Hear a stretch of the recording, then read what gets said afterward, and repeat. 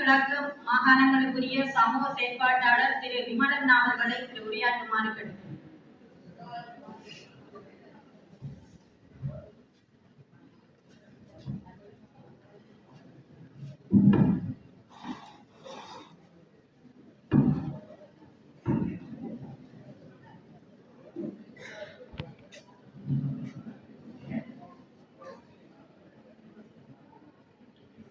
என் உயிரினம் மேலான உறவுகள் அனைவருக்கும் என்னிடம் வணக்கம்.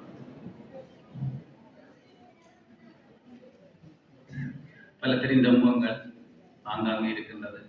அவர்களுக்கு தாழ்த்தி இன்றைக்கு 104 வருட வரலாறு பார்த்தோம் என்று சொல்லி சொன்னா, மாதிரர்களாலையும் எங்களது போராளிகளாலையும் அங்கவீனமானவர்களாலையும் தான் எங்களது தமிழினம் உலகத்துல இருக்குன்னு சொல்லி உலகத்துக்கு காட்டினவர்கள் இருக்கிறார்கள். அது ஒரு மாபெரும் வெற்றி. அடுத்த வெற்றி, உலகம் பூரா தமிழன் இருக்கிறான் காட்டினவர்கள் புலம்பெயர் தேசத்துல. இது ரெண்டும் தான் எங்களுக்கு கிடைச்ச வெற்றியை தவிர அதன் பிறகு எங்களுக்கு ஒன்றுமே கிடைக்கும். இதான் உண்மையான நிலவரம். அப்படியே நாங்க வரலாறு ஒன்று பார்த்து வந்தோம்னு சொன்னா, நாங்க எல்லாம் விரும்பி இந்த போராட்டத்துக்கு போகவும் இல்லை, ஆயுதம் ஏந்தவும் இல்லை, சிங்கள மக்களுக்கு எதிராக நாம் போராடவும் இல்லை. 1920 இருந்து பேச்சுவார்த்தை மூலம் முடிக்கணும் மட்டும்தான் நாங்க விரும்பினோம். முதலாவது பேச்சுவார்த்தை 1920ஆம் ஆண்டு யாழ்ப்பாணத்தில் நடைபெற்றது. இரண்டாவது பேச்சுவார்த்தை 24. அதற்கு பிறகு எங்கட உயிரினம் மேலான அண்டபால் சிங்கம் ஐயா தமிழ் என்ன போகாத நாடும் இல்லை, பேசாத பேச்சுவார்த்தைகளும் இல்லை. ஒரு தடவை கணக்கெடுக்க எங்களை கணக்கெடுக்க அவர்கள் ஏழாவதோட தமிழ் ஏழாவதோட கிளச்சோட நடந்து எவ்வளவு தூரம் கனியல் குடிநலத்துல போய் வந்தார். அப்ப கிடைக்காத தீர்வு இப்ப பெற்று தருவோம் என்று ஒரு சில பேர் பாய்கிறார்கள். அது நடக்குமா? நடக்காது. அதன் பிறகு 40,000 கிட்டத்தட்ட 40,000 போராளிகள் வடக்கு கிழக்கு மலையகம் தெற்கு உட்பட முஸ்லிம் சகோதரர்கள் உட்பட எங்கட மண்ணுக்காக போராடி வீரச்சாவடைந்தவர்கள். இவர்களுடைய கனவில கூடி எங்களுக்கு தீர்வு வரல விடுதலை. அதற்கு பிறகு 2009 வரைக்கும் நாங்க முள்ளிவாய்க்கால 20ஆம் தேதி வரைக்கும் நெஞ்சல் மிதி போடினாங்க. அதுல நாங்க தோத்தனாங்க. அதுல தோற்றதற்கு பல காரணம் சொல்லப்பட்டது. அந்த பல காரணங்கள் எல்லாமே போய் துரோகிகளால் அடிக்கப்பட்டாங்க. 4 பேர் வந்தாங்க அடிச்சான். 30 நாடுகள் ஒதுக்கினது. 300 நாடு வந்தாலும் தமிழனை ஒன்றும் செய்யலாம். அதை விளக்கிக்கணும். தமிழன் தான் தோற்கடிக்கப்பட்டான். இதுதான் உண்மையான நிலவரம். என்றைக்குமே சிங்களவனால இல்ல, தையல்நாடுகள இல்ல, எந்த வல்லரசு அமெரிக்கா வந்தாலும் தமிழனை எதுவுமே செய்யலாம். விளங்கிக் கொள்ளுங்க. இவ்வாறு சந்ததிக்கு வரலாறு சொல்லுங்க. 2009க்கு பிறகு 2010, 2020 காலப்பகுதியில இந்த தொழில் இல்லங்களை துள்ளி திரிஞ்ச ஆட்களை காணல. மைந்த காலத்திலையும் காணல, இந்த கோத்தபாய காலப்பகுதியிலையும் காணல ஆட்கள். அந்த ஓரளவு சுமமான நிலைமா வரையில எல்லாம் கொண்டு துள்ளி கொண்டு பெரும் தளபதிகள் நெற்றுப்பத்தண்டவர்கள் இருக்கிறார்கள். பெண்புடிகள் உட்பட பெருந்தளபதிகள் இருக்காங்க. அவங்களெல்லாம் ஓரமா விட்டுட்டு அவங்களுக்கு ஒரு முத்திரை, இவங்கெல்லாம் என்ன பார்த்தீங்களா ஒரு முத்திரையை குத்தி போட்டு தாங்க முன்னுக்கு நிற்கிறார். உதாரணம் 2020ஆம் ஆண்டு போத்தான காலப்பகுதியில துயிலுமில்லங்கள் ஒரு செயற்பாடு நடக்கு. நான் விசுமடல வீட்டை இருக்கீங்களா, தேராவில் துயிலுமில்லத்தின் 2 வந்தார்கள். மேல இந்த முறை நாங்க துயிலுமில்லம் செய்யலன்னு சொன்னா ராணுவ கடுபடியில இருக்குது. அதால வீடு வழியை செய்யறதுக்கு எங்களுக்கு 1 லட்சம் ரூபாய் பணம் பண்ணுவேன். சரி, யோகியம் 1 லட்சம் ரூபாய் பணம் கொடுத்தேன். 2020ஆம் ஆண்டு என்ன விடுதலை புலிகளை மீளுருவாக்கம் செய்தன்னு சொல்லி 18 ராணுவம் வந்து வீட்டை ரவுண்ட் பண்ணி கைது பண்ணி 4ஆம் மாநில வந்து விசாரணையில் உட்படுத்திக்கிட்ட என்னத்துக்கு அந்த காசு கொடுத்தனி. இதுவரைக்கும் தெரிஞ்ச விஷயம் 4ஆம் மாநில இருக்கிற விசாரணை அதிகாரிக்கு தெரியுதுன்னு சொல்லி சொன்னா, எங்களுடைய இனங்களுக்குள்ள எப்படி ஒற்றுமைத்தன்மையும் எப்படி ஒரு ஊடுருவடம் இருக்குதுன்னு சொல்லி நீங்க பாருங்க. சரி, 1.5 வருடம் முடிஞ்சது. அதுக்கு பிறகு புனேல விடுதலை செய்தாச்சு. வந்து வீட்டை 7 நாள் வந்திருக்கிறேன். எனக்கு தான் சீலாவதி அம்மாவை தெரியும். எனக்கு ஒரு கூலண்டு வருது. தம்பிதான் 3 மாவிற்கு அம்மா கதைக்கிறது. ஓ அம்மா சொல்லுங்க.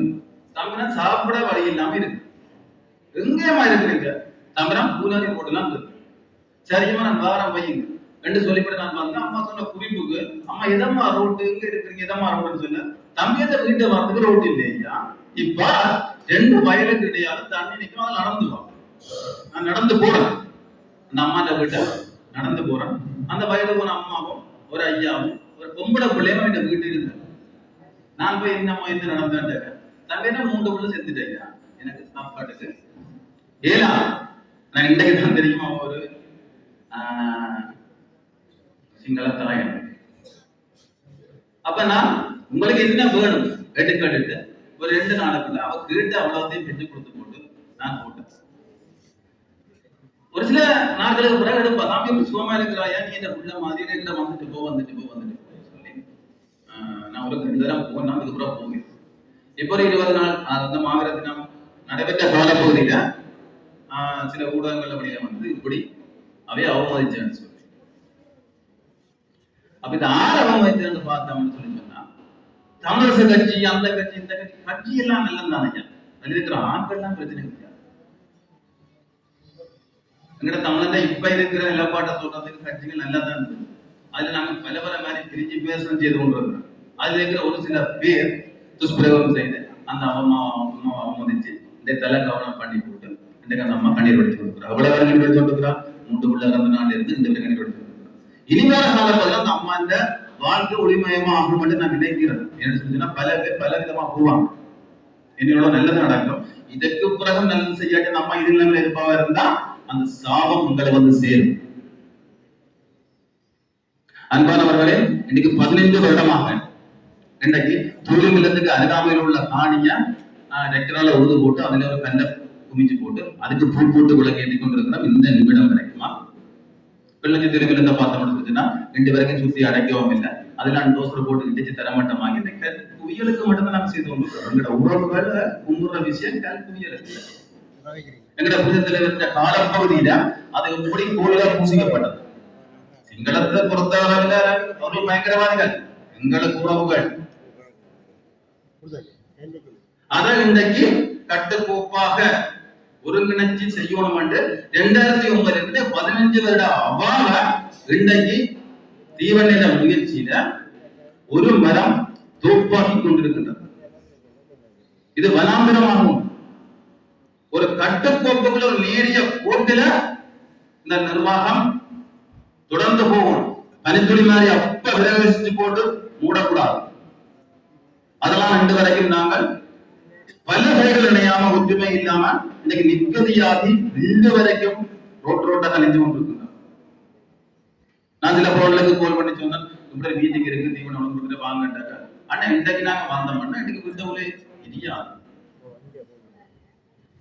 இன்றைக்கு எங்களோட மக்களோட குடிவுக்காக போராடினவர்கள் இன்றைக்கு அசைக்க இயலாத எந்த நாட்டு ஆயுதத்தை கொண்டு கூட்டாலும் தடம் மாறாத போராளிகள் இன்றைக்கு தங்களோட வாழ்க்கையை கொண்டு போறதுக்கு தங்களோட குடும்பம் உள்ளே கொண்டு போறதுக்கு தள்ளாடி கொண்டிருக்கிறார்கள். இந்த நிலைமையை மாற்ற இயலாமையா இருக்குது. மாற்றலாம். இதை வச்சுதான் கதைக்கணும், இதை வச்சு வாழணும் என்று ஒரு சில பேர் நினைக்கிறாங்க.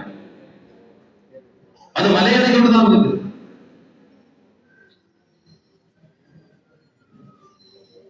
ஒரு இறுக்கமான அரசாங்கம் வரைக்கும் நாங்க அமைதியா இருக்கிறோம். ஒரு இலக்கமான அரசாங்கம் வரைக்கும் துள்ளி குதிக்கிறோம்.